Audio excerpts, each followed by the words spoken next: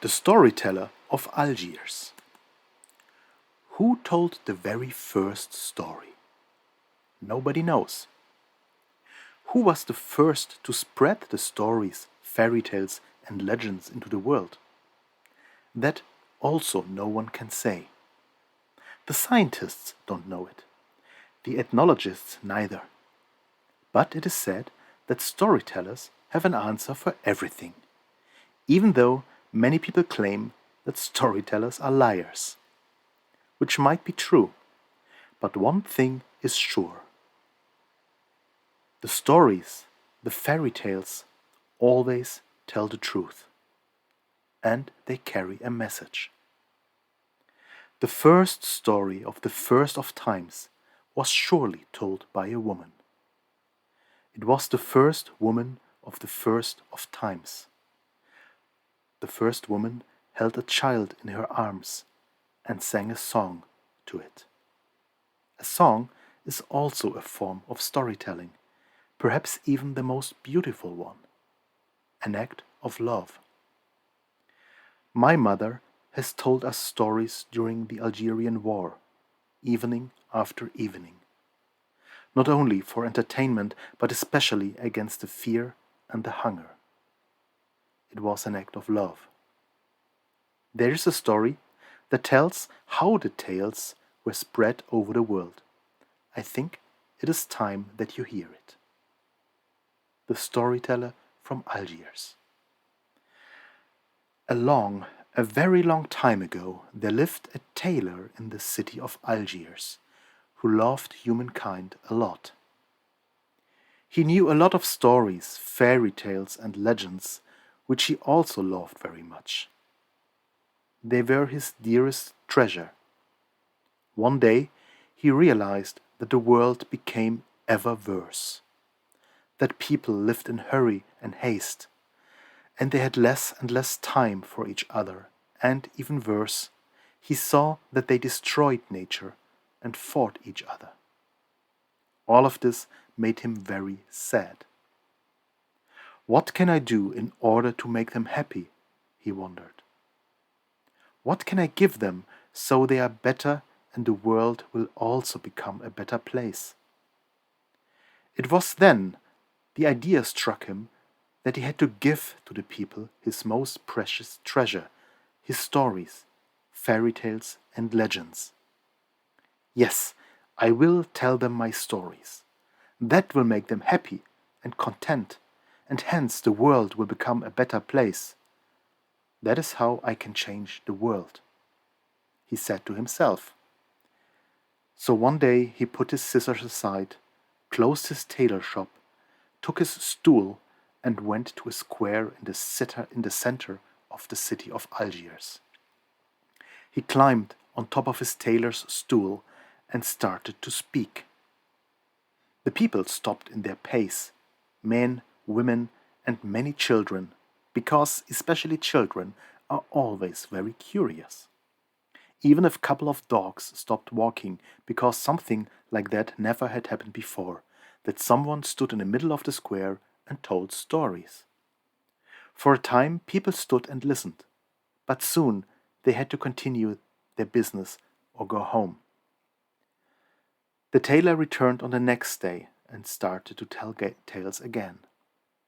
Again, people stopped in their pace, but already less than on the first day. The tailor said to himself, God didn't make the world in one day. I will not give up that quickly. He came back a third day and told his stories. Then again, people stopped and listened, but they were even less than on the second day. From that day on, he came and spoke every day. He told stories for 10, 100, even 1,000 days. But nobody stopped anymore in order to listen to his stories. He came every day, no matter the weather. He spoke to the wind, to the clouds, and to the passing seasons that slowly passed by. When people spoke of him, they didn't speak of the tailor or the storyteller, but of the man that speaks to himself. Even when someone asked for the way, people referred to him like that. Oh yeah, you have to go right or left. And then, where the man on the stool speaks to himself, you turn another way. So, in that way, he became the town's landmark. 5 years went by, 10 years, and still he stood there on his stool every day and told his tales. One cool autumn afternoon, our tailor was once more standing on his stool and telling stories. The wind whirled up dust and autumn leaves around him. His face was pointed upwards, his eyes were closed, as if he spoke to God. Suddenly, a small boy came by, tore at his sleeve, and asked, "Hey you, why are you speaking? No one is listening to you." The tailor looked down and said, "Yes, I know, my boy, I know. But if you know it, why do you continue?" To this the tailor answered, "It was a long time ago, even before you were born, when I started to tell stories, in order to make people happier and in order to change the world into a better place." "So, and did the world change?" the boy asked. "No, unfortunately, the world did not change for the better," the tailor answered.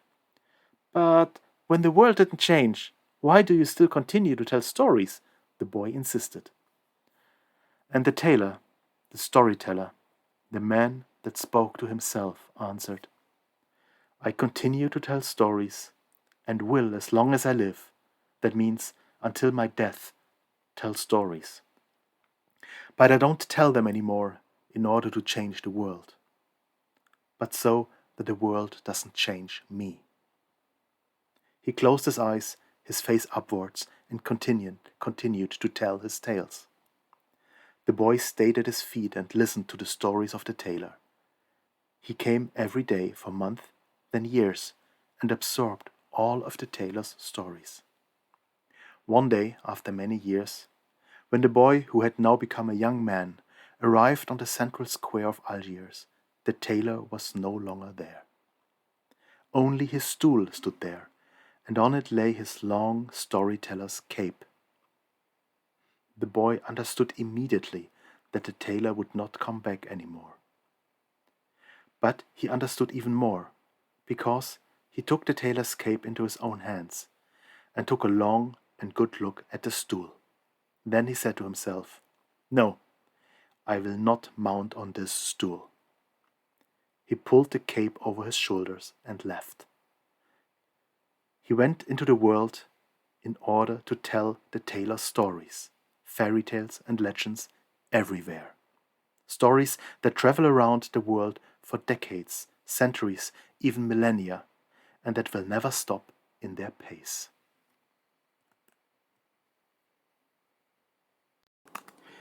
This is an excerpt from the book The Storyteller of Algiers. Stories from the Maghreb and elsewhere. Told and published by erzaehler.aceval in 2018. English audio version by erzaehler. Published with authorization and explicit encouragement of the author. Illustrations and title image by Bendix Bauer. Currently, the book is only available in German. If you are an editor or interested in publishing an English version of the book, please contact the author's son, erzaehler, under hakim@aceval.net. To order an autographed and dedicated copy of the book, please contact the author directly. You will find his email address under www.aceval.net or via his Facebook page.